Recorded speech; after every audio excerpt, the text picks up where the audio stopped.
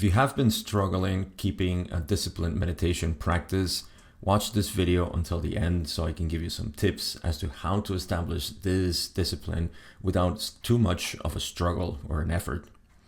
First, let's make a big distinction in terms of what meditation is, because there are a lot of confusing ideas as to what meditation is.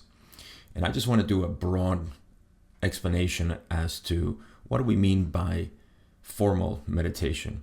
You see, there is all kinds of ideas that I do meditation in different ways, and there is a validity to that, but what do we mean by formal meditation? I'm going to call it simply silent meditation, in which you sit with yourself in silence, nothing else. It doesn't mean that there can be any noise around, that's fine. It's your own silence that you're going to sit with. The difference is that there are other types of meditation that are focused or directed attention towards something. And in this case, we're just sitting with what is. We're not trying to focus or concentrate on anything in particular, but just allowing things to be as they are and see how our mind interferes. Okay, so that's the difference between silent meditation and focused or concentrated meditation. The other thing that we need to clarify is that sometimes people say, well, my meditation is go walking. My meditation is to listen to music. My meditation is to do work, creative work, and so on. And there is a truth to this, because when the mind is focused, when the mind is distracted, when the mind is numbed or touched by a particular activity, then there is a calming effect to the mind. And can we call this meditation? Maybe. The thing is that now we're starting to call too many things meditation. So again, these are great activities. I'm not saying that we shouldn't do them or that they shouldn't be called meditation, but we have to be a little bit more laser focused as to what we mean by formal meditation, because we want to establish a discipline. And why do we want to establish discipline?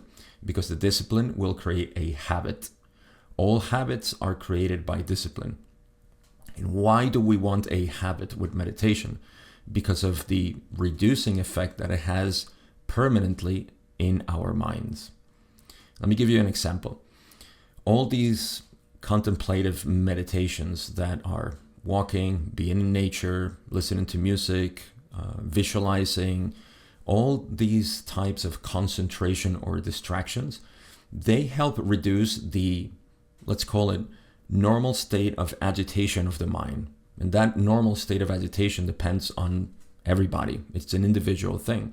There are things that are agitating and perturbing the mind, right? So these activities help reduce, and substances also do this, that alter the state of mind. And that's why a lot of people are addicted to substances that can reduce their agitation, because they do produce an effect of calmness that everybody's looking for.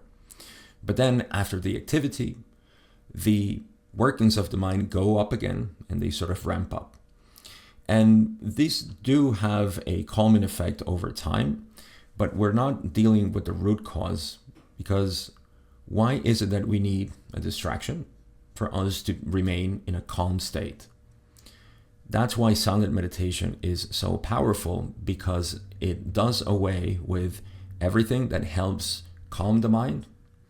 And instead, that which is happening is our own mind. And instead of becoming unbearable, which is really what people feel when they sit with themselves, it becomes a little bit more bearable.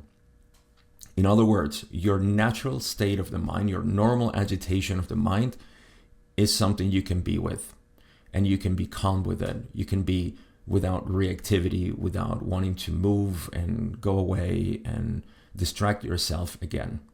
So if you sit with yourself and you feel the need to get up and do something else, your mind is convincing you and is guiding your life. You see?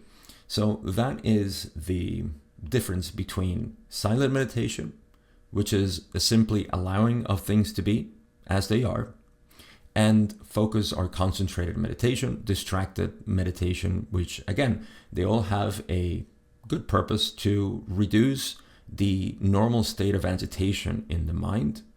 And they do work. And over time, they may actually help alleviate a lot of the agitation over a long period of time.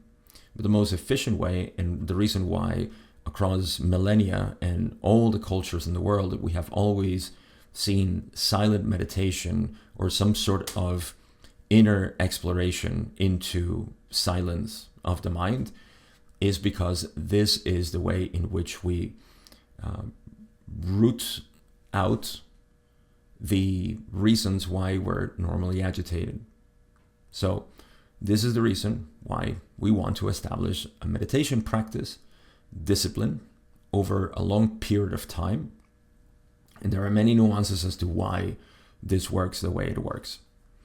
So what can you do if you don't have a meditation practice? Because maybe you've tried in the past and done 20 minutes, half hour, an hour, and it's very sporadic.